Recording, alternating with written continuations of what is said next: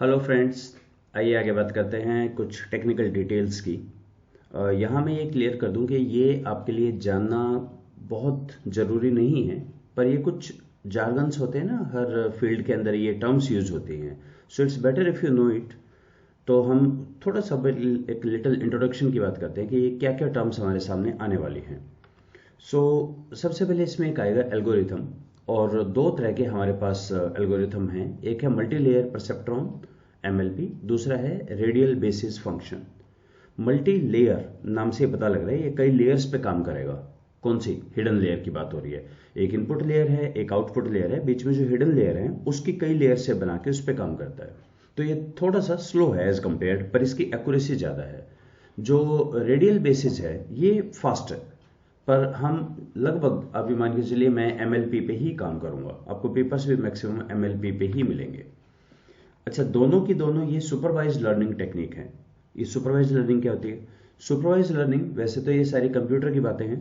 Supervise learning का मतलब है कि आपको इनपुट पता है, आपको आउटपुट पता है, आपको दे दिया ये इनपुट है ये आउटपुट है, अब हम उसको कह रहे हैं कि बताओ ऐसा क्यों है। So they map the relationship implied by the data, वो हम गिवन होता है डाटा। और दूसरा ये फीड फॉरवर्ड है। फीड फॉरवर्ड का मतलब है डाटा एक ही डायरेक्शन में मूव करेगा। आपके इनपुट नोड से हिडन लेयर पे जाएगा, कंप्यूटेशन होगा, उससे आउटपुट पे जाएगा। कई ऐसे भी आगे चल के आएंगे कंप्यूटर्स में जो आउटपुट से फिर इनपुट पे जाता है।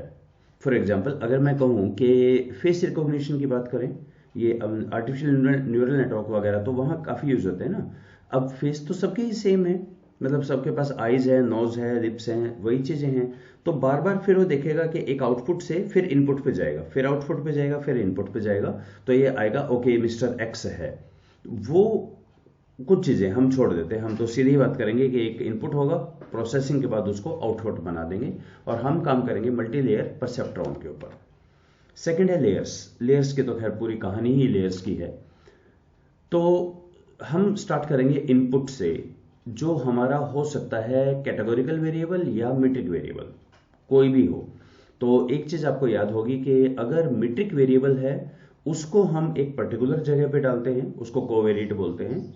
और अगर नॉन मीट्रिक है तो उसको हम कैटेगोरिकल वगैरह बोलते हैं या फैक्टर बोलते हैं। ये याद रखिएगा, ये अनोवा और अनकोवा के अंदर भी ये एसपीएसएस का था कि अगर आपका नॉन मीट्रिक इंडिपेंडेंट वेरिएबल है उसको कोवेरिएट बोला जाता है। और अगर सॉरी, नॉन मीट्रिक को बोला जाता है फैक्टर, मीट्रिक को बोला जाता है कोवेरिएट। तो ये हम कैसा भी इनपुट यूज कर सकते हैं, that is not the issue. और कितने होंगे इनपुट लेयर हमारे? जितने हमारे इनपुट होंगे, प्रिडिक्टर्स होंगे, 5 हैं तो 5 लेयर होंगी, 10 हैं तो 10 लेयर होंगी। सेकंड है आउटपुट। आउटपुट हमारे पास जितने नंबर ऑफ आउटपुट हैं, इसका क्या मतलब हुआ? इसका मतलब ये हुआ कि हम यहां पर एक से ज्यादा डिपेंडेंट वेरिएबल पे भी काम कर सकते हैं। अगर आपके डिपेंडेंट वेरिएबल 2 हैं, 3 हैं, तो ये आपका एक्चुअली आ गया उस कैटेगरी में जहां आपके मल्टीवेरिएट एनालिसिस में डिपेंडेंट वेरिएबल एक से ज्यादा हो। तो इफ यू रिमेंबर मनोवा मनकोवा वाली बातें थी कुछ, तो ये वहां पर भी आ गया। अगर आपके 2 या 3 इंडिपेंडेंट वेरिएबल हैं उस पे भी, तो जितने आपके डिपेंडेंट वेरिएबल होंगे उतनी ही आपकी आउटपुट के लेयर होंगे। जितने इंडिपेंडेंट वेरिएबल होंगे उतनी इनपुट लेयर, जितने डिपेंडेंट वेरिएबल उतने आपके आउटपुट लेयर। हाँ, अगर आपका कैटेगोरिकल है, तो जैसे मैंने कहा कि टाइप ऑफ व्हीकल, कार या ट्रक, तो फिर 2 हो जाएंगी। उसमें जितनी नंबर ऑफ कैटेगरीज हैं उतनी आउटपुट लेयर हो जाएंगी आपकी। थर्ड है हिडन लेयर। हिडन लेयर जितनी ज्यादा होगी उतना आपकी प्रिडिक्शन पे फर्क पड़ेगा, अच्छी हो जाएगी प्रिडिक्शन, एक्यूरेसी बढ़िया होगी, लेकिन स्पीड उतनी कम हो जाएगी। तो हिडन लेयर के कुछ चीजें हैं, पर एक बार पहले हम डायग्राम देखते हैं। देखिए ये डायग्राम ऐसा आएगा, जैसे मैंने यहां पे लिया MPG depends on engine size, horse power, wheel base, width, length, weight and fuel capacity. इन सब के ऊपर डिपेंड कर रहा है। तो मेरे अगर आप देखें 7 हैं इंडिपेंडेंट वेरिएबल, 7 और प्लस एक बायस से जोड़ता है। ये तो हो गई हमारी इनपुट लेयर्स एक, इसमें ये अलग अलग हैं। और ये है मेरा MPG miles per gallon, that is fuel efficiency. ये डिपेंडेंट वेरिएबल है, एक है तो एक लेयर होगी इसकी। और बीच में ये अपने हिडन लेयर बनाएगा, ये अपने कंप्यूटेशंस करेगा। इसलिए एक टर्म यहां पर बार बार आएगा, ब्लैक बॉक्स। ब्लैक बॉक्स का मतलब है हमें नहीं पता कि अंदर क्या हो रहा है, ये किस तरह से जा रहे हैं एरो, किसका कोई मोटा है, किसी का वेट ज़्यादा है, किसी का वेट कम है। जो ब्लू लाइन है synaptic weight less than zero है, जो ग्रे सी लाइन है ग्रेटर देन है, इनके क्या मीनिंग है हमें कुछ नहीं पता। हमें तो एक आउटपुट दे देगा, वो हमें रीड करना है। प्लस नीचे भी कुछ बातें लिखी हुई हैं, hidden layer activation function hyperbolic, layer activation function identity, ये भी आपको कुछ नहीं करना। ठीक है, मैं पर्पजफुली इन्हें छोड़ रहा हूं। हम सिंपल बात करेंगे इनपुट की और आउटपुट की, और खास तौर पे हिडन लेयर की। सो डिपेंडेंट वेरिएबल यहाँ पे आपका कुछ भी हो सकता है, चाहे वो स्केल वेरिएबल हो, कैटेगोरिकल हो या कॉम्बिनेशन हो। इसका मतलब ये हुआ कि ये ANN एक तरह का सब्स्टिट्यूट है या रिजल्ट्स चेक कर सकता है मल्टीपल रिग्रेशन के भी, स्ट्रक्चरल इक्वेशन मॉडलिंग के भी, बाइनरी रिग्रेशन के भी, मल्टी नॉमिनल रिग्रेशन के भी, लीनियर डिस्क्रिमिनेंट एनालिसिस के भी। जब भी आप कुछ वेरिएबल्स के बेस पे, जिनको प्रिडिक्टर्स बोलेंगे, किसी वेरिएबल को, डिपेंडेंट वेरिएबल को प्रिडिक्ट करें। अब डिपेंडेंट वेरिएबल चाहे आपका कैटेगोरिकल हो चाहे आपका स्केल वेरिएबल हो, हम दोनों को यूज कर सकते हैं। तो ये अपने आप देखेगा कि मैंने कौन से फंक्शन यूज करने हैं, कैसे क्लासिफाई करना है। इसको तो ये है कि कैटेगोरिकल है तो मुझे ये बताना है कि कैसे मैं प्रिडिक्ट करूं कि कौन सा व्हीकल है, कौन सा ऑटोमोबाइल्स है, कौन सा कार है, ट्रक है, अकॉर्डिंगली। और अगर आपके पास स्केल है तो ये उतनी वैल्यू को, अप्रोक्सीमेट ट्रू वैल्यू को दे देगा। ऑब्वियसली एरर भी देगा ये, और वही हमारा एक बेसिस होगा देखने का कि कितना अच्छा प्रिडिक्शन हुआ है। तो हम यहां पे देखेंगे RMSE, root mean square error approximation, कि कितना एरर बचा प्रिडिक्शन में। और यहां हम एक तरह का देखेंगे टेबल, कंफ्यूजन मैट्रिक्स बोलते थे इसे लीनियर डिस्क्रिमिनेंट एनालिसिस में, कि एक्चुअल जो वैल्यू थी और प्रिडिक्टेड वैल्यूज में कितना समानता है, ये देखेंगे हम। हिडन लेयर्स की बात करते हैं। हिडन लेयर्स ही है सारा यहाँ पर खेलते हो। हिडन लेयर के अंदर अनऑब्जर्व्ड नेटवर्क नोड होते हैं। अनऑब्जर्व्ड, आपको नहीं पता अंदर क्या चलेगा। So it's a function of weighted sum of input. हाँ, ये तो तय है, जो मैंने बेबी वाला एग्जांपल दिया था, कि देखने को कितना वेटेज देना है, सुनने को कितना वेटेज देना है, ये वेट्स देगा, अपने आप ही देगा ये। कुछ एक्टिवेशन फंक्शन होते हैं जो वैल्यू ऑफ वेट डिटरमाइन किए जाते हैं एस्टिमेशन एल्गोरिथम में। हम इन चीजों की बातें नहीं करेंगे। हाँ, हिडन लेयर्स के कुछ इशू आते हैं। जितनी ज्यादा आपकी हिडन लेयर होंगी उतनी आपकी हायर एस्टिमेशन एक्यूरेसी होगी। इसका मतलब ये हुआ, देखिए ह्यूमन बींग्स के साथ क्या होता है, हम बोलते हैं बहुत सारा डाटा मत बताओ, हमें छोटी सी बातें बताओ जिससे मैं काम चला सकूं। फॉर एग्जाम्पल, बेबी को हम ये थोड़ी बताएंगे कि देखो हाइट इतनी होगी, वेट इतना होगा, इतना होगा, इतना होगा, तो डॉग है। बेबी को बोलते हैं देखो आवाज सुनो, ये आवाज आ रही है ना, तो ये डॉग है। तो जितनी आपकी हिडन लेयर्स ज्यादा होंगी उतनी एक्यूरेसी बढ़ जाएगी। पर यहां पर एक तो आपका कंप्यूटेशनल लोड बढ़ जाएगा, स्पीड स्लो हो जाएगी। सेकंड एक प्रॉब्लम आती है ओवरफिटिंग की। अगर हम बहुत ज्यादा डाटा दे दें तो क्या होता है, सिस्टम ना पूरे जो एग्जाम्पल्स है उनको मेमोराइज कर लेता है। फॉर एग्जाम्पल, आपने ऐसे बच्चे जरूर देखे होंगे, फोटोग्राफिक मेमोरी होती है, उनको जो भी दो उन्होंने बिल्कुल रट लिया कि अच्छा ये आएगा, ये आएगा, ये आएगा, ये आएगा। लेकिन जब उनको एक नया क्वेश्चन देते हैं तो वो बिल्कुल कंफ्यूज हो जाते हैं। पुराने का फोटोग्राफिक मेमोरी है, उनको पता है कि जब ये था तो ये था, ये था, जैसे टेबल से याद करवाना। तो अगर हम नया देते हैं कोई क्वेश्चन तो वो कंफ्यूज हो जाते हैं। यही हमारे हिडन लेयर्स में रहता है। ओवरफिटिंग का मतलब है आपने इतना बड़ा ज्यादा डाटा दे दिया है, इतनी चीजें दे दी हैं कि सिस्टम ने, नेटवर्क ने सारा मेमोराइज कर लिया है।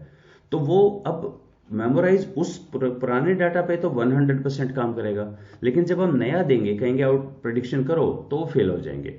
तो बहुत ज्यादा भी हमें नहीं देनी है।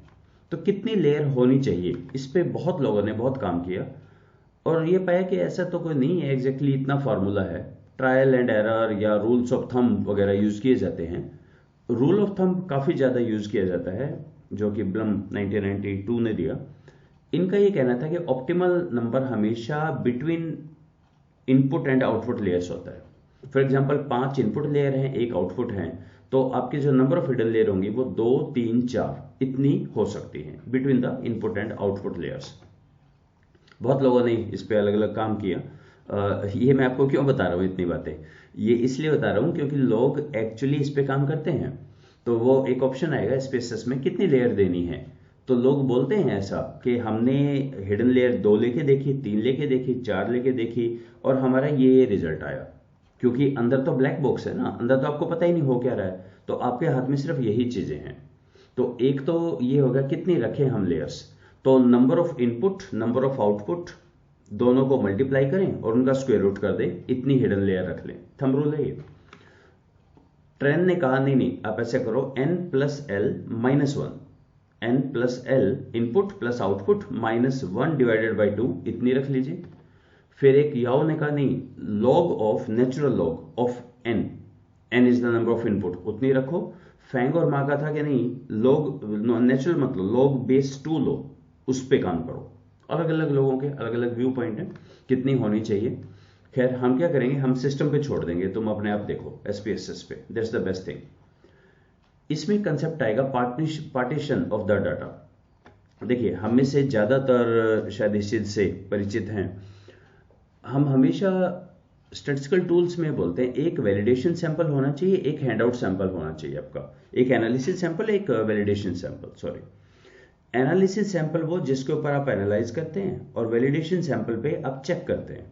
तो अगर आपने लीनियर डिस्क्रिमिनेंट एनालिसिस या इनका कुछ आइडिया है, वहां मैंने एक्सप्लेन किया है अपने वीडियो में कि आप उसी डाटा को यूज नहीं कर सकते प्रिडिक्शन के लिए, क्योंकि वो डाटा तो आपने मॉडल बिल्डिंग के लिए यूज किया है। तो हम सबसे पहले पार्टीशन करते हैं अपने डाटा को। एक में हम बोलते हैं कि ये एनालिसिस है मेरा 70%, 30% पर मैंने चेक किया, वो 30% मॉडल बिल्डिंग में यूज नहीं होता। सो अगर दोनों के रिजल्ट अच्छे आ रहे हैं, 80% से ज्यादा आपकी एक्यूरेसी है, तो हम बोलते हैं देखो दैट्स ओके, नया डाटा आएगा तो भी हमारा मॉडल उस पर काम कर पाएगा। अब यहाँ पे 3 चीज होती हैं, एक ट्रेनिंग, एक टेस्टिंग और एक होल्ड आउट भी होता है। तो जो ट्रेनिंग है इसको तो आप समझिए ये एनालिसिस सैंपल है, और होल्ड आउट जो है ये वैलिडेशन सैंपल है। फिर टेस्टिंग क्या है, ट्रेनिंग और टेस्टिंग मिला के एक यूनिट बनता है एनालिसिस सैंपल। देखिए इसको समझे, ट्रेनिंग में मैंने कुछ डाटा दिया, फिर अब हम इसको बोलेंगे चलो ये अपना मॉडल बनाएगा, ब्लैक बॉक्स से अपने देखेगा कि अच्छा कैसे आया। फिर मैं इसको थोड़ा सा डाटा दे दूंगा टेस्टिंग के लिए, ये उस पर टेस्ट करेगा और ठीक नहीं हुआ, जो भी एक्यूरेसी एरर रह गए उसके बेस पे वापस जाएगा, फिर से दोबारा अपना मॉडल को शफल करेगा, शिफ्ट करेगा और फिर देखेगा, फिर दोबारा से चेक करेगा। तो ये लगा रहेगा जब तक इसको यूं ना लगे कि मैंने बेस्ट दे दिया है। तो इसको देखा ऐसे यूं समझें, होप शायद आपको यूं समझ ना आ रहा हो। मैंने बताया कि मेरे पास डाटा सेट में कुछ कार है, कुछ ट्रक है, और उनके मैंने आपको ये 7-8 इंडिकेटर दिए हैं। वेट है, हाइट है, लेंथ है, विड्थ है व्हीकल की, फ्यूल एफिशिएंसी है, उसके माइलेज भी गिवन है। अब ट्रेनिंग में लेट्स से मैंने 20 का डाटा सेट दिया, तो सिस्टम अपने आप चेक करेगा कि अच्छा कार के ये कैरेक्टरिस्टिक्स हैं, ऐसा ट्रक के ये कहेगा ठीक है मैं तैयार हूं।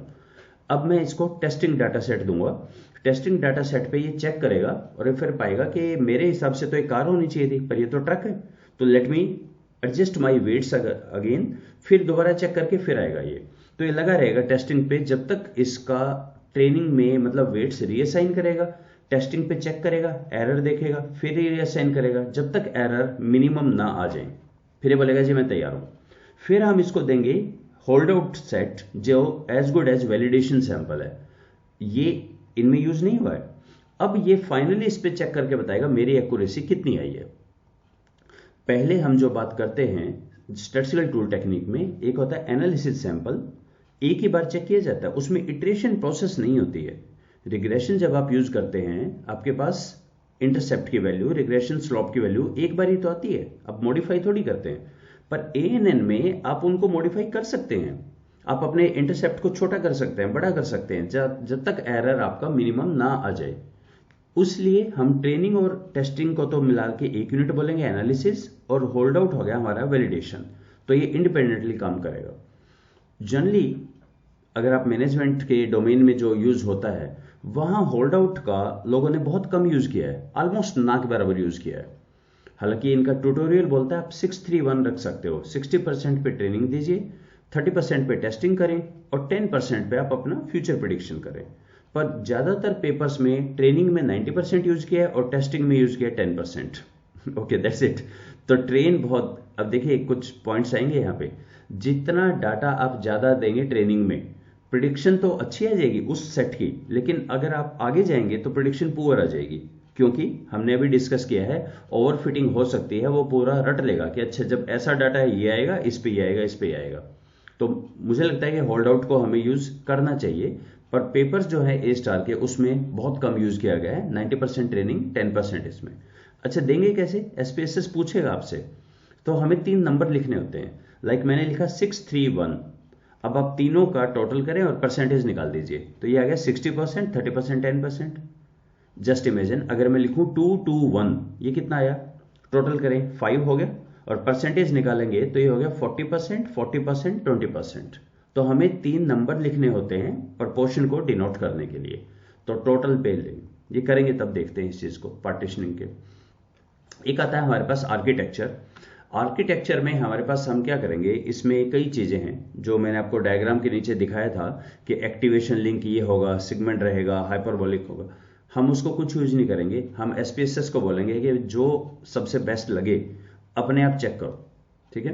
तो that will be the best, क्योंकि मुझे वैसे तो इसमें ट्यूटोरियल्स में गिवन है कि अगर आपका डिपेंडेंट वेरिएबल कैटेगोरिकल हो तो ये वाला एक्टिवेशन फंक्शन यूज करें, अगर मीट्रिक हो तो ऐसा यूज करें।